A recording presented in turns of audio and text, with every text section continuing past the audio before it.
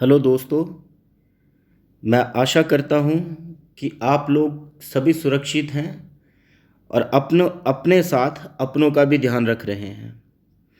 मैं Tilakraj Sharma, PhD research scholar, department of political science, university of Jammu, आप सबका स्वागत करता हूँ अपने नए लेक्चर में।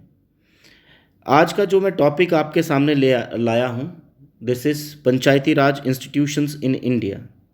सो पंचायती राज क्या है, किस तरह से इस्टेब्लिश हुआ, इसकी हिस्टोरिकल लेगेसी क्या है, ये सब बातें इसमें होंगी। And how it got constitutionalised and constitutional recognition. मैं आशा करता हूँ आपको आज का मेरा ये टॉपिक बहुत अच्छा लगेगा। आप इस टॉपिक को ज़्यादा से ज़्यादा शेयर करें। दोस्तों, सबसे पहले अगर हम बात करें तो महात्मा गांधी का ओपिनियन क्या था पंचायती राज के ऊपर। महात्मा गांधी कहते हैं कि जब पंचायती राज सिस्टम इस्टाब्लिश हो जाएगा देश के अंदर, तो जो पब्लिक ओपिनियन है हमारे यहाँ, उसके लिए किसी वायलेंस रेवोल्यूशन की ज़रूरत नहीं रहेगी। दोस्तों, पंचायती राज सिस्टम को जब अगर हम बात करते हैं, so this is also called rural local self government, managing of the people's affair by your own or by the people themselves by electing local bodies.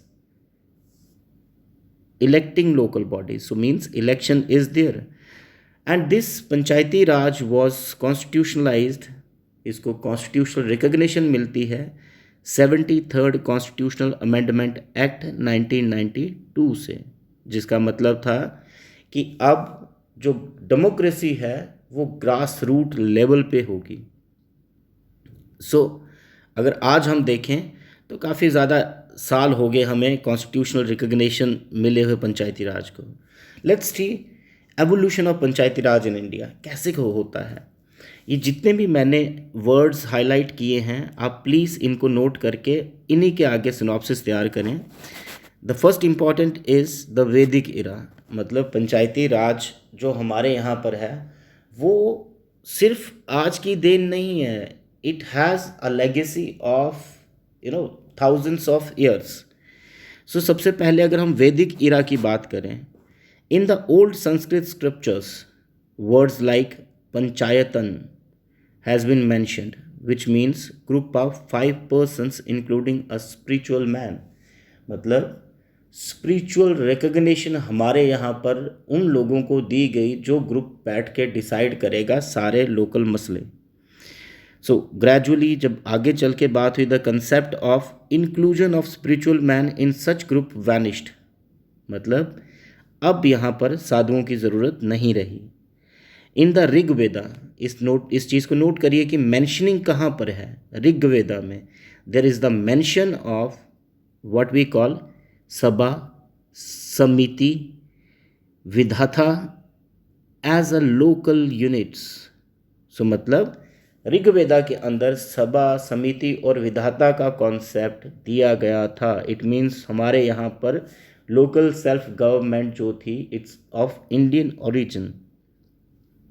These were the democratic bodies at the local level.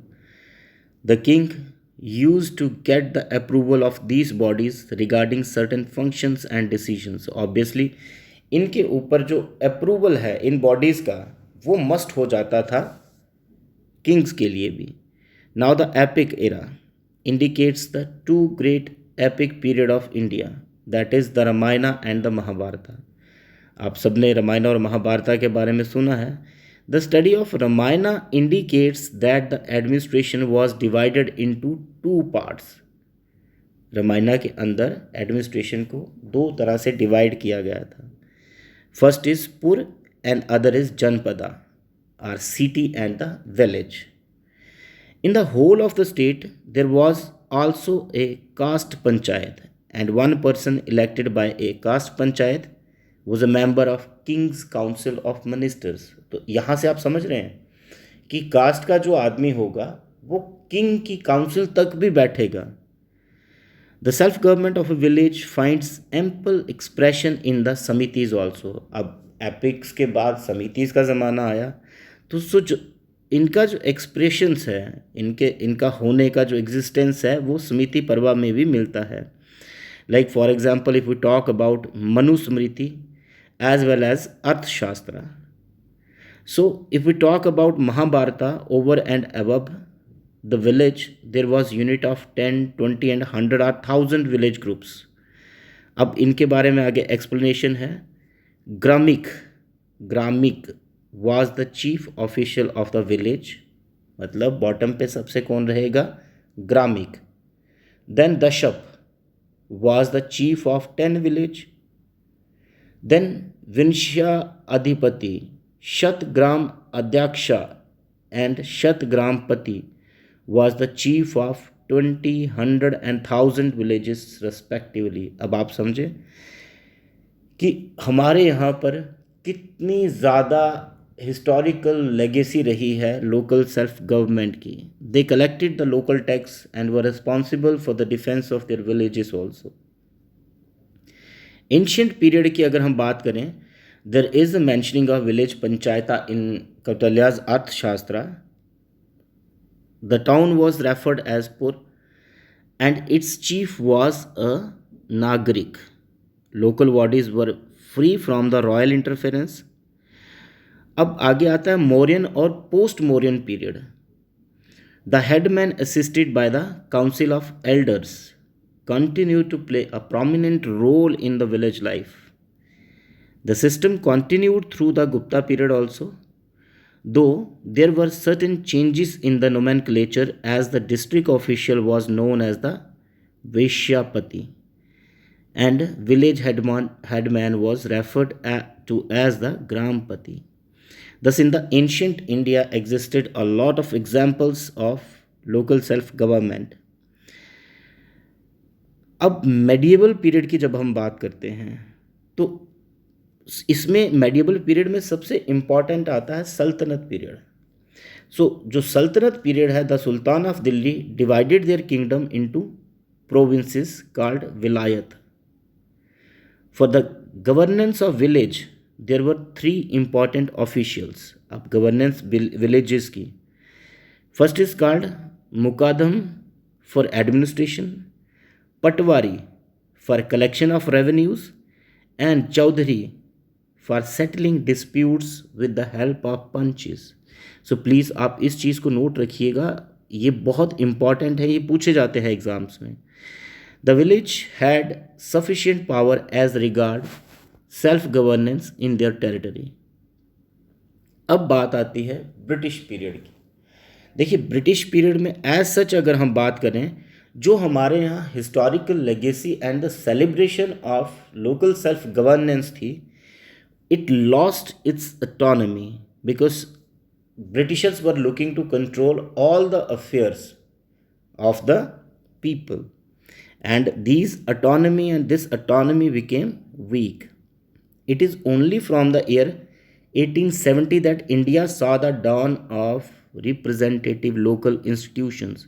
सबसे पहला जो attempt britishers ने किया, that was Mayo's resolution of 1870, which gave impetus to the development of local institutions, so by enlarging their powers and responsibilities. सबसे important मैंने क्या कहा? मायोज resolution of 1870. The year 1870 introduced the concept of elected representatives in urban municipalities. So 1870 was an attempt of Mayo to attempt of Mayo to start the local self-government, but not at a village level, but at the municipal level.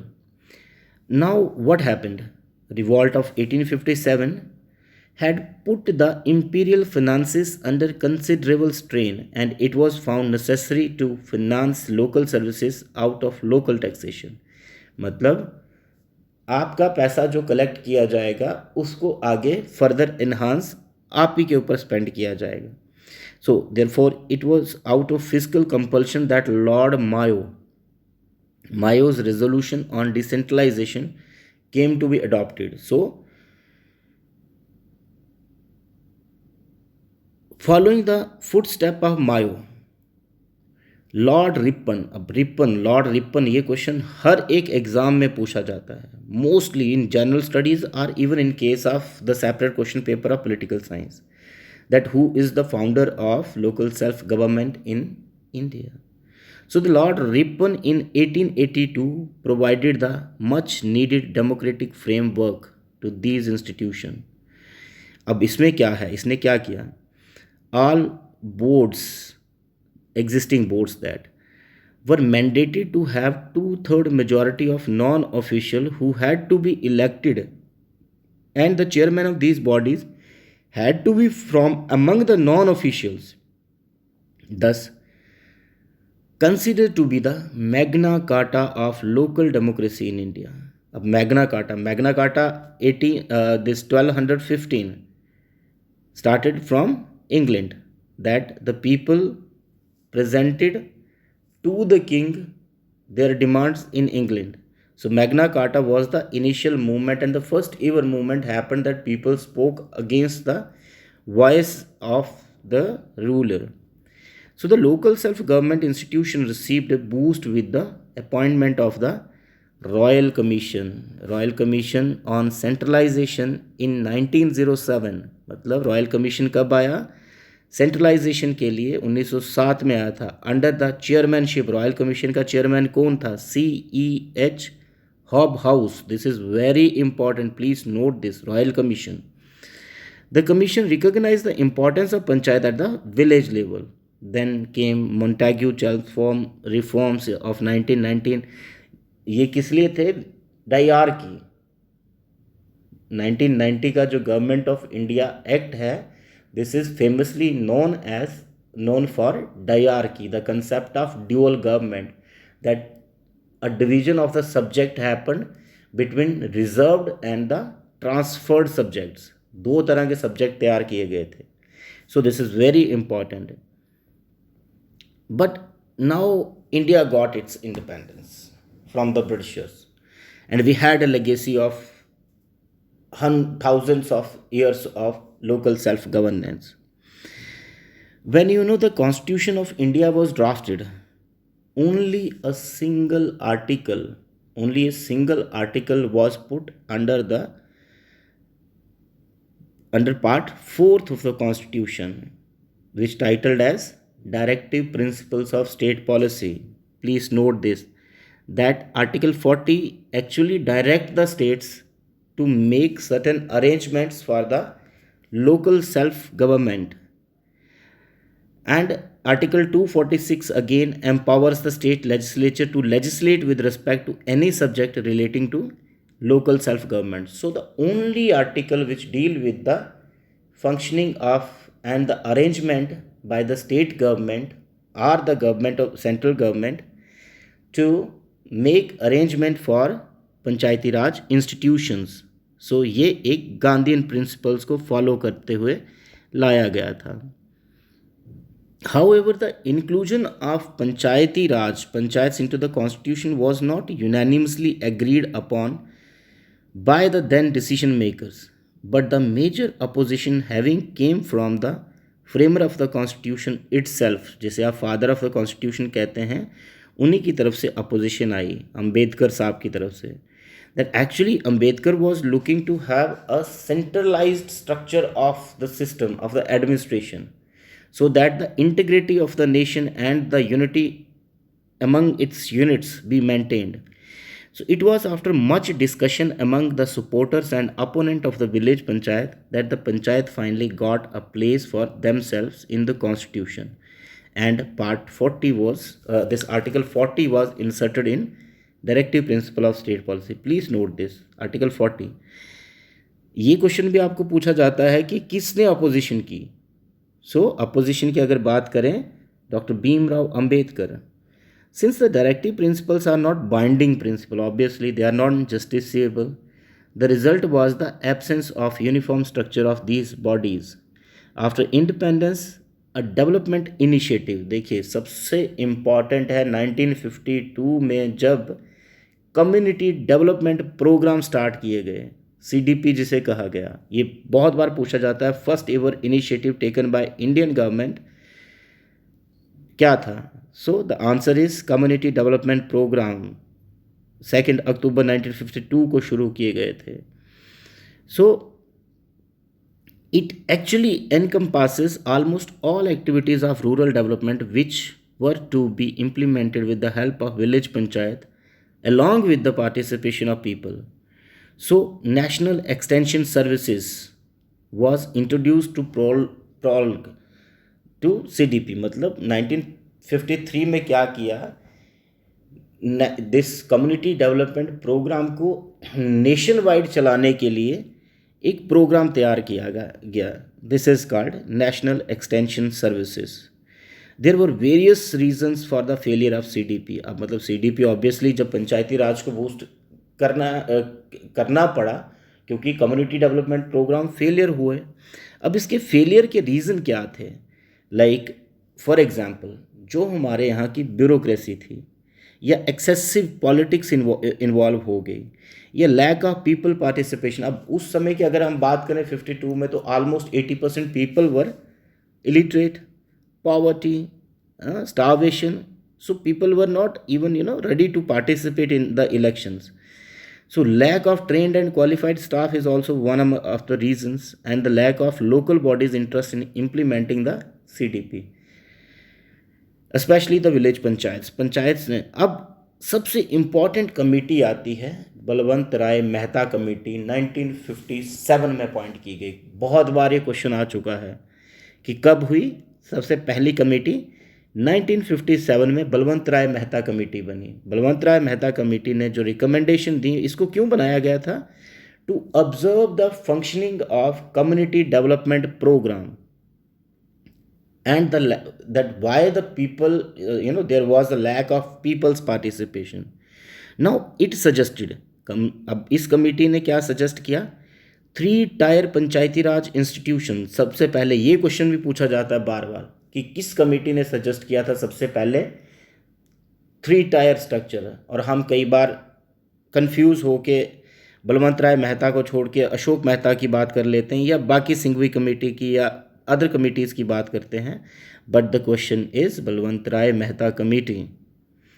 So it suggested 3 tier structure, namely gram panchayat at the village level,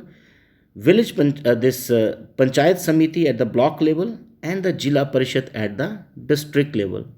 So as a result of this scheme of democratic centralization was launched in Rajasthan on 2nd October 1959. दोस्तों बहुत important point है ये, बहुत बार पूछा गया. Which was the first state और from which place the initiative of democratic decentralisation was started. So this was Nagaur एक जगह है राजस्थान में, वहाँ से शुरू किया गया. In Andhra Pradesh the scheme was introduced on 1 November 1959. Second state was Andhra state. The necessary legislation has to be passed and implemented in Assam, Gujarat, Karnataka, Madhya Pradesh, Maharashtra, Orissa and Punjab, etc. Now the second important committee 1977 is the Ashok Mehta Committee.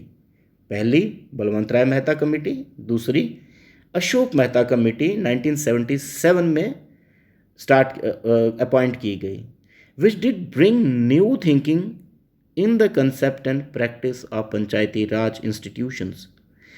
अब देखिए committee ने क्या किया, 2 तरह की पंचायत की बात की. 2 tyre structure of panchayat. First जिला परिषद एंड सेकंड मंडल परिषद. मंडल पंचायत मतलब 2 तरह की होंगी, एक मंडल पंचायत होगी, एक जिला परिषद होगी. In order to use planning expertise and to secure administrative support, the district was suggested as the first point of decentralization below state level. So अब इसकी recommendations जब आई, based on the recommendation some of the states like Karnataka incorporated them effectively. In subsequent years, in order to revive and give life to the panchayats, the government of India appointed various committees. अब committees कौन सी थी? For example, in 1983 Hanumantha Rao committee appoint की गई, 85 में GVK Rao committee appoint की गई, L M Singhvi committee 1986 में appoint की गई, and then Sarkaria commission on centre state relations 1988, P K Thungon committee 1989 and Harlal Singh Khara committee 1990। सो दोस्तों, एक क्वेश्चन इन कमेटीज़ का आता ही आता है। आपको चाहे इनकी क्रोनोलॉजी की पूछी जाए कि कब कब अपॉइंट की गई, या फिर आपको इनके कंट्रीब्यूशन, इनकी रिकमेंडेशन पूछी जा सकती हैं। मोस्टली ये भी पूछा जा सकता है कि सेंटर स्टेट रिलेशंस के ऊपर कौन कौन से कमीशन बैठे गए, या किस कमीशन ने सेंटर स्टेट रिलेशन का जो कमीशन अपॉइंट हुआ उसका नाम क्या था, और उसने पंचायती राज के ऊपर क्या रिकमेंडेशन दी थी। So the important committee, GVK Rao committee, recommended making the district as the basic unit of planning. Please note this, basic unit of planning की किसने बात की? GVK Rao committee ने recommend किया, and also holding regular election भी regular होनी चाहिए, और LM Singhvi committee recommended providing more financial resources and constitutional status to panchayat to strengthen them. So constitutional status, LM Singhvi, please note this. The amendment phase begin with the 64th Amendment Bill 1989, which was introduced by Rajiv Gandhi, seeking to strengthen PRIs, but the bill was not passed in the Rajya Sabha. Please note this. The Constitutional 74th Amendment Bill, a combined bill for the PRIs and municipalities, was introduced in 1990. But was never taken for discussion. Why? It was actually during the PV Narasimha Rao. मतलब अब ये question भी आपको पूछा जा सकता है कि जब ये 73rd अमेंडमेंट बिल पास किया गया उस समय प्राइम मिनिस्टर कौन थे? It was PV Narasimha Rao. That comprehensive amendment was introduced in the form of constitutional 72nd amendment bill in September 1990. So 73rd and 74th constitutional amendment bill were passed by Parliament in December 1992. Through these amendments, local self-government was introduced in rural and urban India. अब ये act कब पास आया और कब force में आया? पास तो हो गया, लेकिन फोर्स में कब आया? जून 1 1993 में 74th, और अप्रैल 24 1993। ये डेट्स भी पूछी जाती हैं, please note this. Now what were the salient features of the constitutional 73rd and 74th amendments? बहुत इंपॉर्टेंट है। These amendment added 2 new parts to the constitution. मैंने अपने पिछले लेक्चर में भी ये बात कही, namely part 9th titled the panchayat, part 9th A titled the municipalities. Basic units of democratic system कौन से थे? अब इनको ग्राम सभा बनाया गया, और म्यूनसिपलिटीज़ में ward committees. Please note this, gram sabha जहाँ पर सरपंचेस होंगे, और वार्ड कमिटीज़ जहाँ पर कॉरपोरेटर्स होंगे, comprising all the adult members registered as the voter. Now the three-tier structure अब पंचायत एट विलेज, इमीडिएट आपने तालुका या मंडल या फिर ब्लॉक समिति, देन द डिस्ट्रिक्ट लेवल में जिला परिषद आई, और उनके सबके टॉप के ऊपर आपके स्टेट एडमिनिस्ट्रेशन आता है। Seats were at all level be filled by direct elections. Article 243C, please note this. Reserved seats for SCs and STs, and then women's, 1/3 seats reserved for women's, and 1/3 reserved for SCs, STs, and also reserved for women among the SCs and STs. 1/3 offices of chairpersons at all level reserved for women. Article 243D. Uniform 5-year term. Then independent election commission in each state for superintendent's direction of these elections and electoral roll. Panchayats to prepare plan for economic development was one of the salient features to provide the social justice.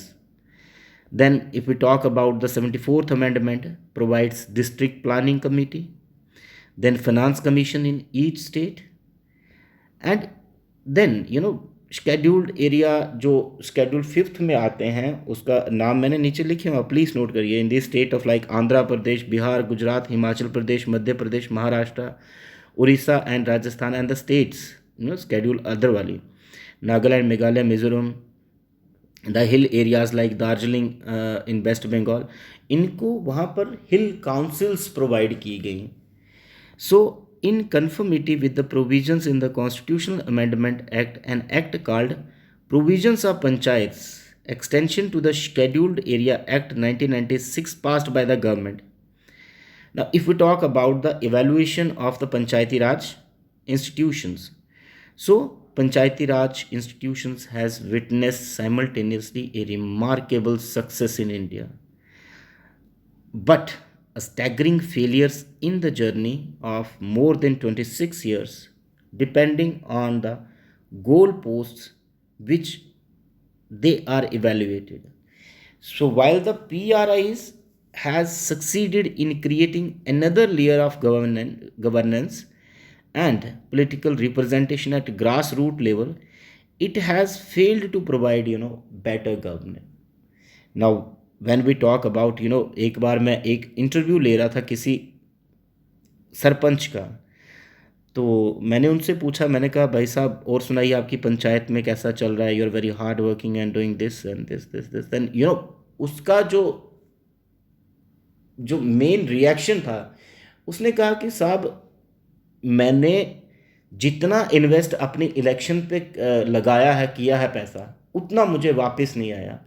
सो कहने का मतलब है ये जो corruption है या governance के लिए कमिटमेंट नहीं है, this is also one of the reason of the failures.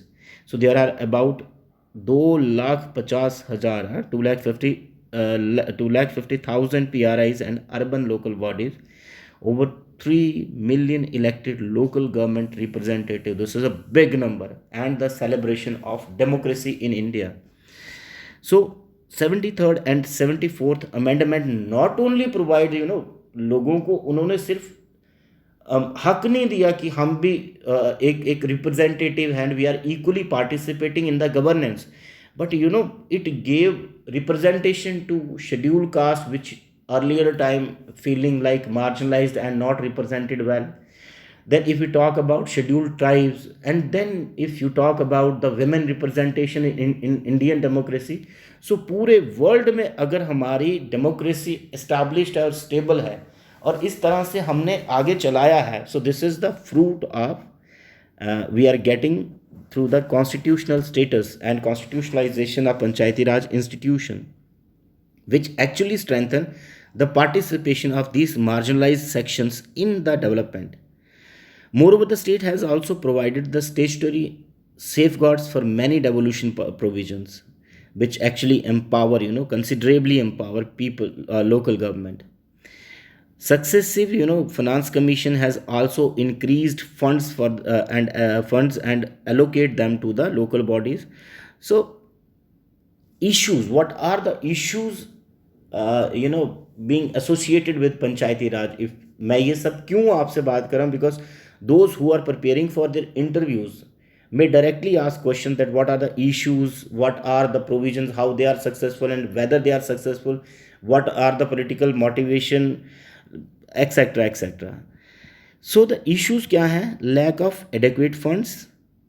अब दूसरा इशू की बात करें तो डायरेक्ट आप देखते हैं इंटरफेरेंस होता है उस एरिया के रिप्रेजेंटेटिव का, एमपी का, एमएलए का, and particularly in the functioning of the panchayat so that their vote bank may be maintained. But 73rd amendment not only mandated the creation of local self-government bodies but also left the decision of to delegate power, function and finances to the state legislature. So there in जब आपने state legislature के पास सारी powers रख दी गई, दे दी गई, और MLA वहाँ पर आपको रिप्रेजेंट कर रहे हैं, तो obviously this is the failure of panchayati Raj institutions only. So the transfer of various governance functions like provisions of health, education, sanitation, water was not mandated. So instead, amendment listed the functions that could be transferred and left it to the state legislatures to provide those. So main important was the lack of finances to the Panchayati Raj institution. अरे भैया जब पैसा ही नहीं होगा तो आप कैसे काम करेंगे? तो सरपंचेस की यही प्रॉब्लम रहती है, जैसे मैंने अभी पिछले दिनों अभी बताया आपको मैंने। So the power of putting, tax was also curtailed and not dealing with the people elected as the representative of panchayats. So कहीं ना कहीं कमियां तो हैं एंड उसके ऊपर काम भी किया जा रहा है। अब पिछले दिनों जैसे सरपंचिस और पंचिस को पेंशन सैलरी देने की बात कही गई, या उनको जो एक अच्छी रिप्रेजेंटेशन मिल रही है, so that's not the problem, but where problem actually lies, the problem lies with the commitment and the जो फेथ, जो बिलीफ एक सिस्टम को जो सेंटर से इन इंस्टीट्यूशंस के ऊपर रखना चाहिए, वो नहीं है। सो इवन जैसे मैंने यहाँ पर हाईलाइट किया है, आप देख सकते हैं, little action by states to devolve funds.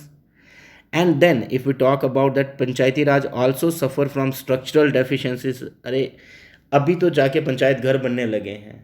They were not having any common platform to to have a meeting of the panchayats.